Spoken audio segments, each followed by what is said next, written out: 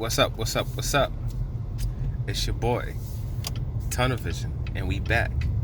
And once again, don't forget to hit the like button down over there. You know, help bring more eyes to the channel, you know, in the search engines. So hit that like button, okay? As we all know, I just came from Cheese Factory too. That food was good as hell. And I'm trying to get home in the next couple of minutes so I can indulge in my nice ass upside down pineapple cheesecake. If you haven't tried that, go to Cheesecake Factory, get that. It's crazy. Oh my goodness. It's crazy. But anyway, we all know that Tank Davis just moved up. You know, dropped this belt and just moved up to 135 pounds. And now he's Lomachenko's mandatory. And him doing that move affected a lot of different people, and also kind of brought clarity to others as well. You look at somebody like Leo Santa Cruz. I was all hyped up. I'm like, man, Leo's about to take on Gervonta Tank Davis. He's about to grow some cojones, and take on a big, huge challenge. And we're going to see what this boy's all about, And I liked what he was going to bring to the fight, too. Just having that height, that length, the extra weight on him, with him not having to cut down as much. I thought it was all going to work in his favor. It was going to be a really interesting fight, but it's kind of clear now what was going on. I think he knew that Tank was going to be moving up, and he knew that he was going to be vacating that belt. And he's supposed to be fighting for a belt at 130 pounds. And I'm guessing what's probably happening is he's probably fighting for Tank's old belt. That's probably what he's doing against a complete nobody. They're probably going to pull some kid up out of Stop and Shop, ask him what his weight is. He's going to be like, I'm about 122. 122? Cool. Give you $50,000. Come do this fight real quick. So that was disappointing. You know what I mean? It was very, very disappointing that happened. So we know he ain't fighting Tank. He's not. I don't think Santa Cruz is going to be fighting any major threat, probably for his entire career, unless there's some crazy amount of finances that are being brought his way. That's how it affects him. As far as Gary Russell, one of the options Gary Russell was looking at doing, Gary Russell was looking at moving up in weight, and then he wanted to go after the WBC championship, because he's a WBC champion at his weight class right now, and he has an option of moving up and automatically challenging for the title at 130 pounds. So he was going to try to, maybe one of the options he was thinking about doing was doing that, getting that belt, and then going after Gervonta Tank Davis. And what would have been a big fight, especially for the DC area. You put that in the Barclays, that would have been a big fight. But that's not going to happen anymore. So, I mean, he can still, quote, move up, but, I guess he's going to the zone, though. So, I mean, if he goes to the zone and he does do that, I guess he's cool. He'll be able to get that belt. Then I guess they can do some kind of, little unification, maybe with Farmer or something like that. But, he moves over there. He's not, even though Santa Cruz will be moving up too, he's not getting that Santa Cruz fight. And especially moves to the zone. He's definitely not going to get that fight. Morris can now grab a belt too. Now probably in that weight class. So, that's probably one of the reasons why he probably was like, I'm not going to fight Tank. That might have been the reason, because he might have also kind of found out what exactly was going to be going on in the near future. The biggest loser out of all of this, though, I say is Tevin Farmer, man. This guy, they were offering this guy $2 million to come fight Tank. Right now he's making around $500,000, I think, per fight. So what he makes in 4 fights, they're basically offering him in that one fight. And it's going to be a big, huge fight where they're going to put him into a grand stage. And probably, there's a possibility of it being on pay-per-view. And, a shot to make his mark. But they talked him out of it. They said, now we can get it later.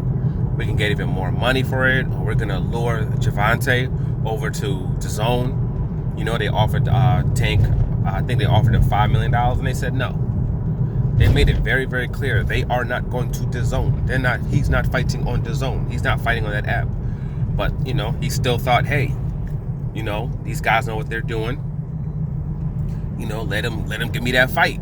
and I can stay right here in the zone. Feeling like he's the man for whatever reason, fighting on undercards, thinking he's the man.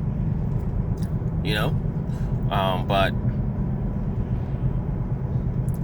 the worst thing that could have happened to him happened.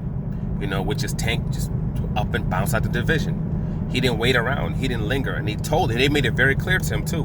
We're not going to wait around. We're not waiting around for you. And he moved. Now it's like, where does he go from here? Where does he go? He has no one to fight. That's number one. Number two, I don't think he signed his new DAZN deal yet. And one of the big things of having him on DAZN was the fact that he had the belt, and he was someone they could use as leverage to get Gervonta Tank Davis. And that's the kind of the line they were kind of going with. You don't even have that. Now all you are is a 130-pound champion with a belt. You have a belt, yeah, but you bring no eyes to the screen. You bring no eyes to the box office. You bring no one to the box office. And one of the things that Eddie Hearn said is they're going to stop giving money to people who aren't, bringing in the subscribers and bringing in the viewership, which is ironic because it's most of the zone. The only people that bring in any kind of real viewership is Canelo Alvarez. That's pretty much it. And then you have Anthony Joshua brings in a little something.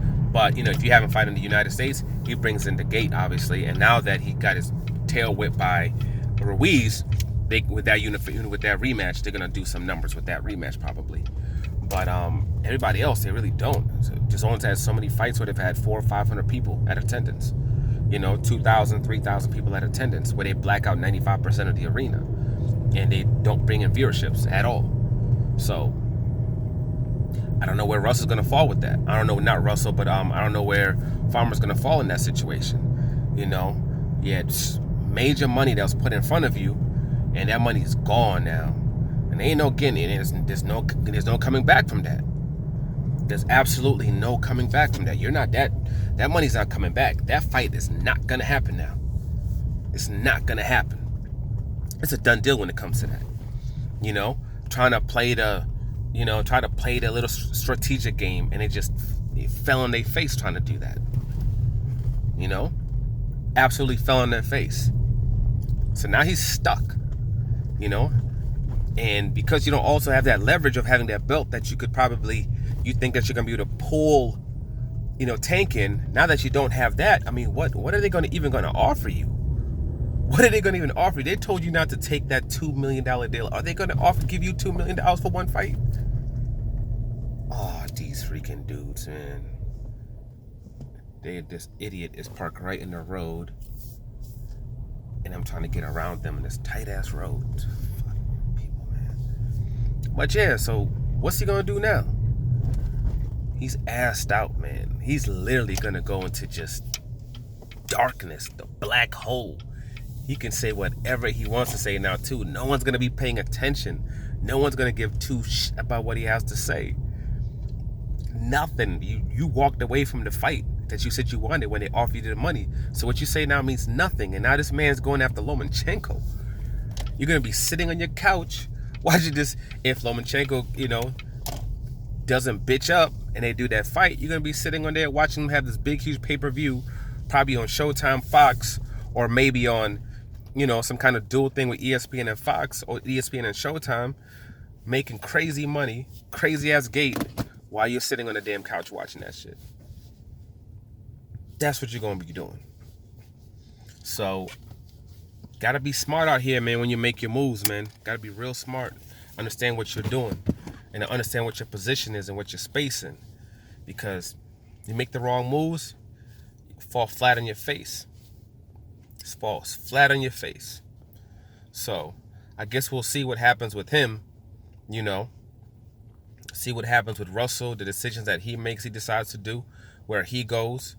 And we'll see what happens, with Gervonta Tank. I'm guessing that he's probably going to be fighting Gamboa, who's actually ranked number 2 in the WBA. So they'll probably end up fighting in November or so on Showtime, probably, and see what those numbers do. And then after that, I'm telling you, man, before they even have that undisputed bout, don't be shocked if that WBA doesn't call that mandatory. Money talks around here, Money talks. Or if they allow them to do the unification, see what happens after that. for the undisputed. See if Loma, stays to his word, or if he drops that belt, and makes some kind of excuse not to do that fight. But Russell's in a kind of a weird situation because he knows Santa Cruz isn't going to fight him. He's in a weird little situation. When it comes to Tank, damn, man, that boy let a lot of money go, man. A lot of money go. But, you make your decisions and you live with them. To each his own. Press the like button. See you on the next one. We out.